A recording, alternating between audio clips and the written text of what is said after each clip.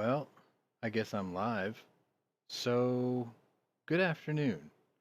Starting this a little bit early because I wasn't really expecting a bunch of people anyway.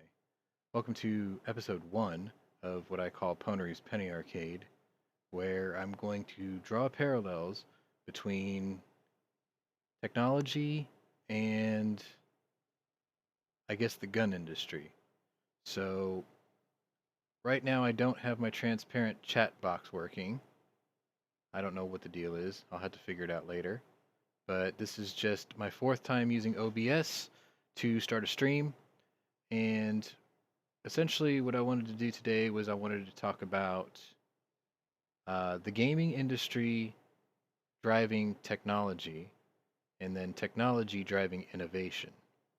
So, I had a friend recently ask me about building a machine for programming, and we started to draw up the hardware and the parallels for the hardware. So what I basically told him was, well, what you need is a gaming rig, maybe just without the GPU power that a gamer would need, and a power supply not nearly as powerful as that gamer would need to drive that set of video cards that you want to run. And the more I got to think about it, the more I started to realize that, this has been ingrained in my life for probably 30 years now. And the way it works is it was to answer a question. Is how did I get into guns? I didn't get into guns until I was 28 years old. But I had a fascination with them. And my fascination actually started with what we're going to play today. Now, my description said Metal Gear, but the more I played with the beginning parts of Metal Gear, the more I realized how boring it would be for the viewer because you don't get your first guns for quite a while, and I only intend to run this for maybe about 30 minutes. So instead, I picked the second game that popped into mind for me, and it just happens to be right here. Yep, Contra. If you grew up in the 80s, this was probably one of your first at home games. You could play this at the arcade, and graphically it was a little bit better, but hey, you got guns, right? Maybe they're not all realistic, but it gave you an introduction into something that you're probably not used to, which is, side-scrolling shoot 'em ups and whatnot. And, it's just mindless entertainment. You could play Mario Brothers and everything, but this was sort of more what was going on at the time. Maybe in the 80s, maybe in the early 90s, but, we had ninja movies, we had Stallone movies, we had Commando, we had Schwarzenegger, we had it all. Like, that was probably the heyday of action movies. And, truth be told, aren't as many action hero type movies that there used to be. It's sort of slowly fading away like westerns did. And, where's the fun in that? I mean, there's an entire industry right now for retro gaming because people like us that grew up, we still like this. It's simple, it's quick, you can put it down at any time, you can pause it at any time, wife, kids, dogs, whatever. It's just pure entertainment in its pure entertainment in its simplest form, which is why it's still, decent today. And if it wasn't, there wouldn't be retro gaming. We wouldn't have games like Graveyard Keeper. We wouldn't have games like Starbound and Stardew Valley. Things that look like this, but are actually quite modern. And the really cool thing is you get a touch of modern in the way it plays, or in the amount of content that you've got to play with. It looks old, sure, but then again, a game like this, from start to finish, you can finish it in 30 minutes. I'm not watching because my camera's on the other side of the room, but point is you can just do this and have some mindless entertainment. And you can finish this game in 30 minutes. Whereas today's retro games are literally much more complex. Much, much more complex. A game like Graveyard Keeper, for instance. It's still 8-bit, 16-bit looking and sounding, but it takes like 40 to 60 hours to finish. So you end up with this game that plays like modern ones, but sort of appeals to your inner child from before. And that's what makes this fun. If you see me looking this way and I die, it's because the camera's over here and my screen's over here, so let's just clear the air for that. I can't, you know, back and forth or whatever. This was originally going to be a video on how to set up one of these at first, but I'm working essentially with two different series right now, so if these are actually somewhat popular and people enjoy watching them, then I'll keep making them. But like I said, I don't host panel shows. I just don't do it. I'm a panelist, but I'm not a panel show creator. The amount of time to do the show prep is just more than I can afford to do right now. So I'll keep it simple. I'll keep them short. We'll just have fun with it. And I completely forgot to share this over at Gun Channels because I was just in a hurry to get it going. But if you're not a member of Gun Channels and you found this, join. It's free to join. It's free to sign up. It's free to become part of the conversations that are typically run daily there. If you notice on the right side of my screen, I have a chat box open that is to our Gun Channels Discord server. We are there most days of the week, hanging out throughout our work days, because generally we just haven't had a daytime host. My internet connection at work is a little different nowadays, so I can't host from work. But I can chat there because it's low bandwidth, so that's what's going on with that. Anyway, most of you probably remember this. I just remembered that I forgot I set up turbo buttons on my controller. So I don't have to sit there and smack the buttons like crazy. Makes things a little easier. If you hear dog barking in the background, my apologies, but Yorkies do make the best tiny dogs. And yes, Kingpin, I did do that code. Because it's just something that I've done forever. It's like, it's part of what you do when you game. It's something you did when you were a kid. It's something you did as a young adult, and it's something that I'm still doing to this day. Like, I saw the loading screen and I knew exactly to put in the code. It is what it is. So, I currently have some viewers. Appreciate you coming out and looking at this today with me. If you're wondering what I'm playing on, I'm using an NES emulator called Nestopia. It's been around for, oops, it's been around for a long time, and it is a free download, as are most of the ROMs. Legality questions aside, but I'm running this with a Razer Sabertooth controller, so I don't have to use keyboard. You can probably see that at the bottom of your screen ever so slightly. Oh, wrong one. Damn it. I wanted the other one. Oh well.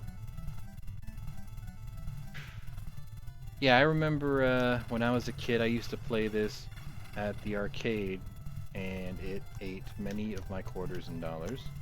If I remember right, this game was around the same time Alien Syndrome was out, which was another really popular game. I want to say it was near the time that Street Fighter 1 came out, which most people weren't introduced to that series until Street Fighter 2. But anyway, I just thought I would play this because it is sort of gun related. It did get me fascinated with the idea of firearms in general. For a little bit more realism, if you can say that in gaming, Metal Gear was probably the first real one because it had games that, or it had guns that you can see every day, like real ones. For instance, you can get an Uzi, you can use a grenade launcher, you can use a Beretta M9. It was actually specific. You got an M9. I think it said M9. Maybe it just said pistol, but it was a Beretta. That pretty much started it. Street Fighter 1 was rough. That was one of those games that, like, maybe you don't remember Street Fighter 1, but I bet you remember at the arcade there was this game that had these giant red and blue plungers on a table, and you had to punch down on them. That was Street Fighter 1.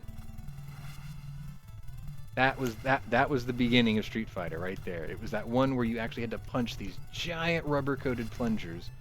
And I remember when I was growing up, I had no interest in that game. I was like, too complicated, forget it. Not my jam. Shoot. Yeah. If you want to hit me up with nasty emails about Pwnery sucks at Contra, you can reach me at the Yankee Marshal at... I'm just kidding. That's an old joke between other shows. Now I'm just farting around, but... Usually I don't even mess with those, I just go straight for the head. Because sometimes the things crisscross into your shot anyway. Oop, wasn't paying attention. But yeah, it started, this game, you know, this one came out around the same time as, well actually this game came out 2 years after Metroid.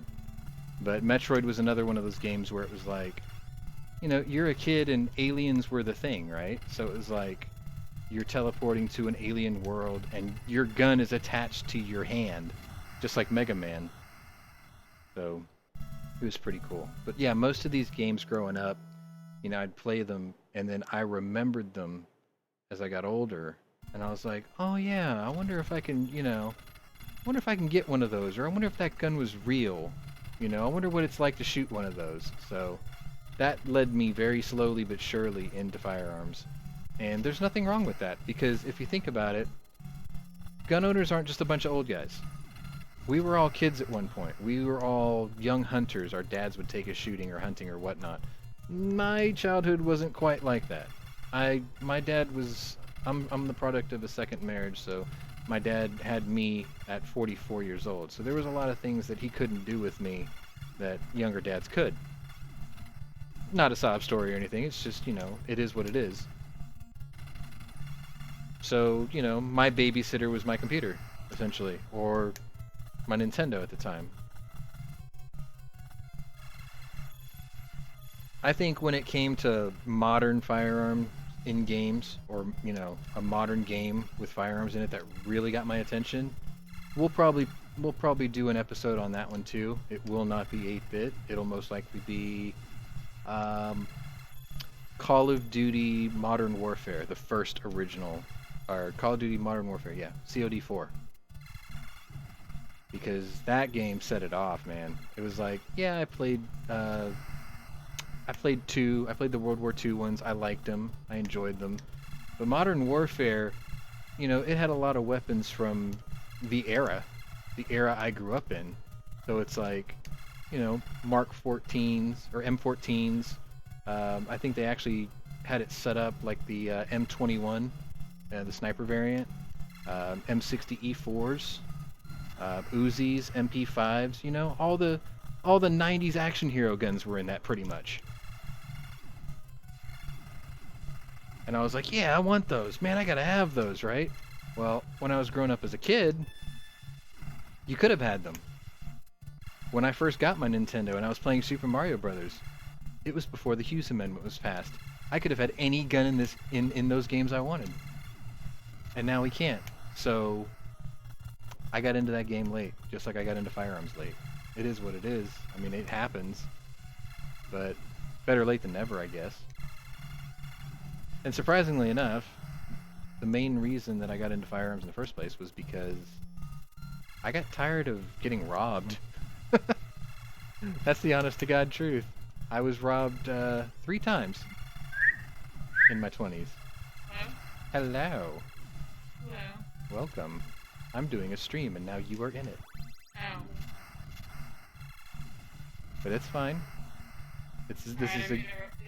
No, it's fine. This is a good illustration of how the tech works, because there are people that have been asking how to make alternatives for streaming anyway. So what better way to show off the tech than to do it in a stream, right? So now we've got 2 in the chat, in the panel, and you can see us talk. Like, our names light right up. This was... We're gonna see this, like, going live. It's on YouTube. On your YouTube? Huh? So what you're probably going to see is the layout that I've got so far. I've created like a shared panel for a YouTube side chat. So everybody involved in the chat can participate on the screen. You can see who's there, who's typing, who's, everything. And then I just put my 8-bit gaming in the middle.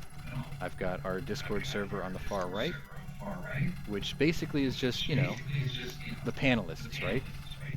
So if we were to do a panel show, I've got all the workspace that the game is in to share applications, windows, chat boxes, videos, whatever. I can put anything I want in the middle.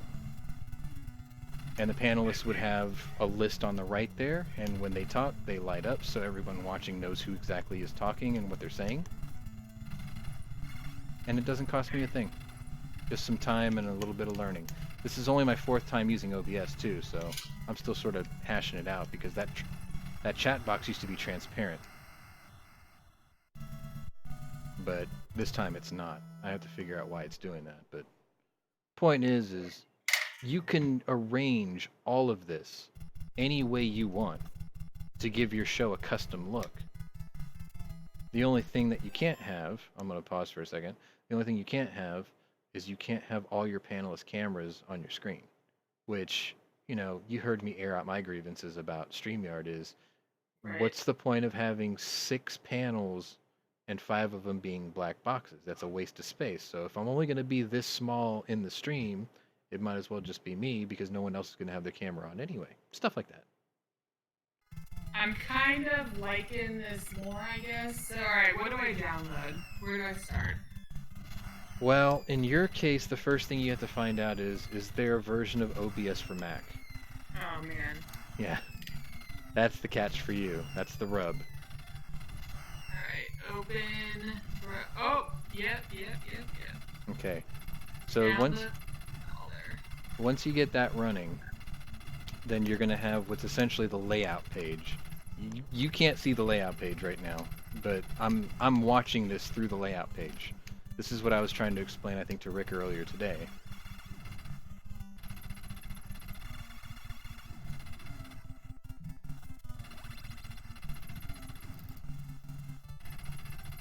I'm installing it, I think. Oh, stupid shit. But yeah, I mean, I've got an idea. Logo on the side. What's that?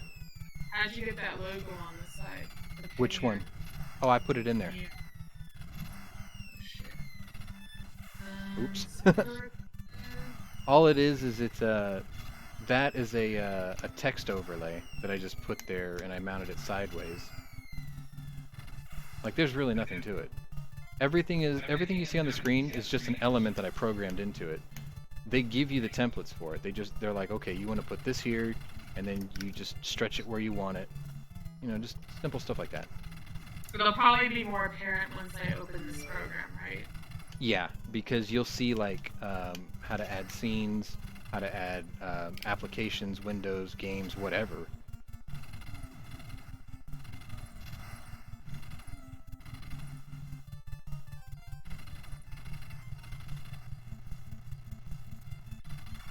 The other thing is it really doesn't require a very powerful computer to run. I mean, I run this on a 10-year-old computer.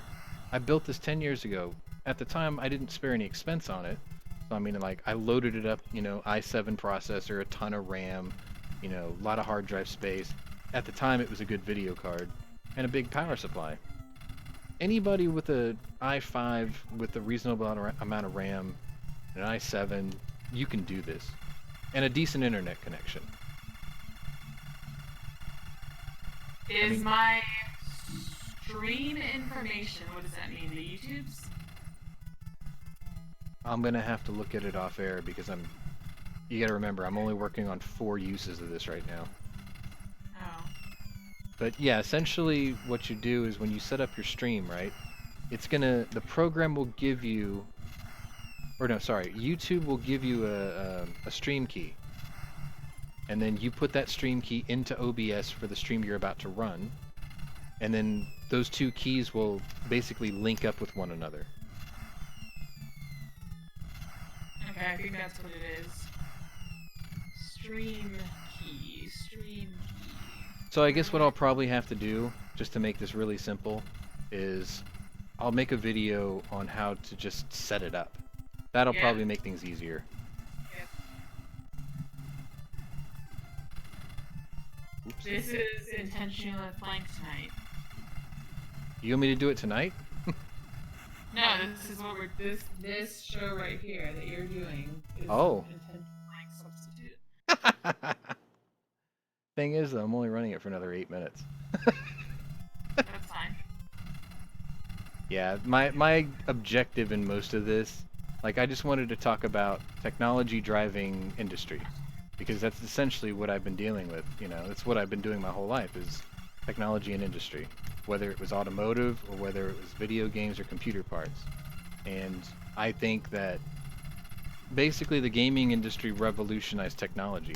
We wouldn't have the CPUs and video cards of today. We wouldn't have the way operating systems work today without games actually forcing manufacturers to make their stuff run the things we want it to run.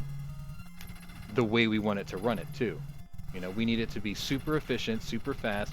We want fast load times. We want smooth graphics. We don't want to be left waiting for things. Which is funny because this is 8-bit. There, you know, a glorified calculator can run this game. But this is what started it for me. You know, that my whole point was to show what started it all. Right. We can get into what it evolved in later. I mean, I'm kind of liking this OBS, like just to look at this, because I feel like for my show we could put like, fuck, we could even do like a PowerPoint, like a cool little, I don't know, probably on the cool to me. Yeah, And I then, mean, you can make it look like anything you want. So if you need to put a PowerPoint into it, you can share an actual PowerPoint presentation right on the screen. There's no programming involved. You just basically tell the program to put it there. You just tell it, I need it to do this, and I need it to go here. That's all you got to do. And then what's really cool is like you can activate and deactivate elements. So right now I've got this screen up right now. If I wanted to, I can show you display capture, right? So I had this in the background, which is just my screen. But you can turn it on and off. So if you're hosting a show and you want to say, I want to talk about this, and I got this story to back it, for a segment, you load that window, you put it on your layout, and you just disable it. Then when you get to that part of your show where you're like, I want to talk about this, you click the little eyeball right on the screen. Talk about it, turn it off, move on to the next one. You can set up every element of your show by episodic chapter just by turning it on and off on your layout. That's all you have to do. And then I'm pretty sure you guys can hear my game as I'm playing it, right? Like you heard all the sounds coming out of this game. So, like you're not getting the audio from the game? Um, would it be coming through the video? Should be. Hold on, let me check. Oh, that's right, because you're in here with me. Forgot about that. So anyway, you can share your audio with everybody just by pointing your output device as an input for OBS. And then you just tune the game. So like my game shouldn't be louder than my talking voice because I deliberately turned it way down. But you should still be able to hear it as a background sound. I think I heard it like a little. Okay. I could hear it shooting in the back. So basically, you know, when you do it like that, if you wanted to share a video with people as part of your stream, you could do that because they would hear the video because you directed the program to play the audio of everything that comes out of your computer into OBS, into your stream.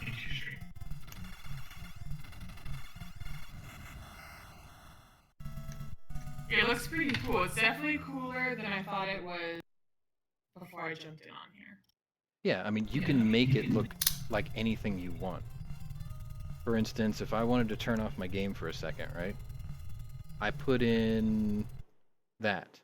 It's just an 8-bit cityscape as a background. for the whole video.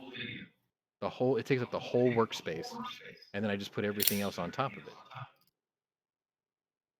like so.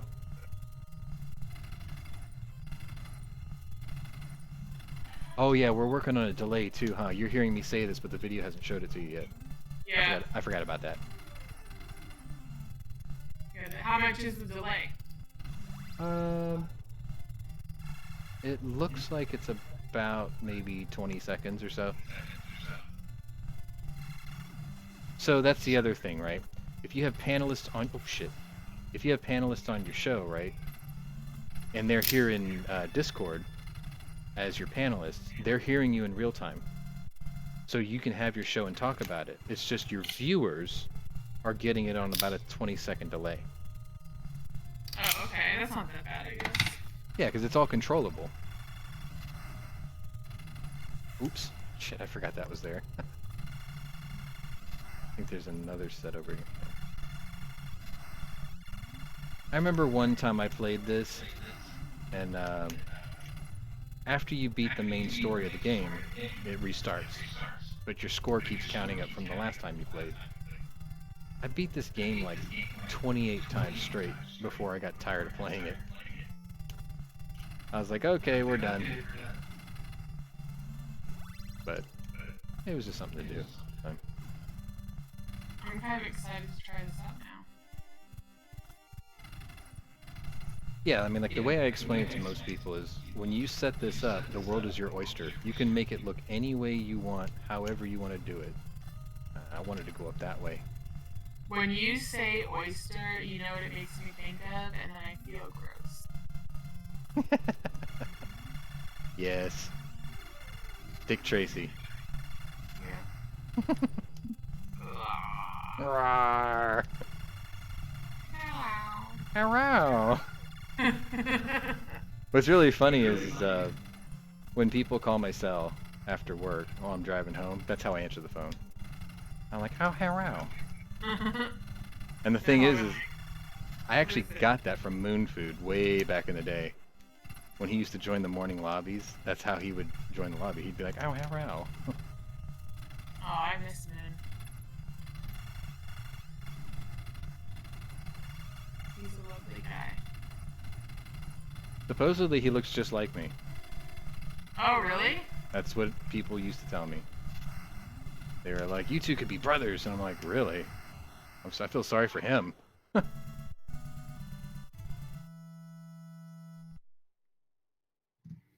I was going to run it till 7, but this is the last level, so I thought I'd go ahead and just finish it out. Alright, finish the last level. I'm going to die a lot because I don't have my... My favorite weapon in this game was the cannon that... They call it the spread cannon. So it fires 5 shots in 5 different directions all at once. But I mean, I guess I can make it work with this. I like the chat, which basically has nothing to do with whatever we're talking about. Yeah. I had it look a little bit better before where it was transparent. So like the text would just be playing right on top of the game. Oh, that's kind of cool. Like bigger or? You can make it any shape you want. This is the gun I'm talking about. How does Scott have a fucking wrench on your channel and I don't? I ran I forgot what stream I ran before, but I ran a stream on a Sunday and we had a couple of troubled people on here, so. Oh, did we? Yeah. So I had to have them stay on top of it.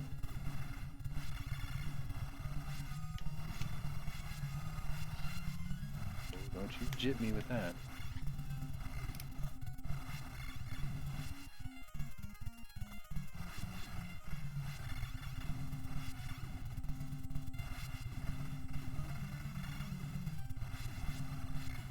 Oh, just this is supposed to be the alien's heart, but I'm just gonna let you know it looks like a pair of testes.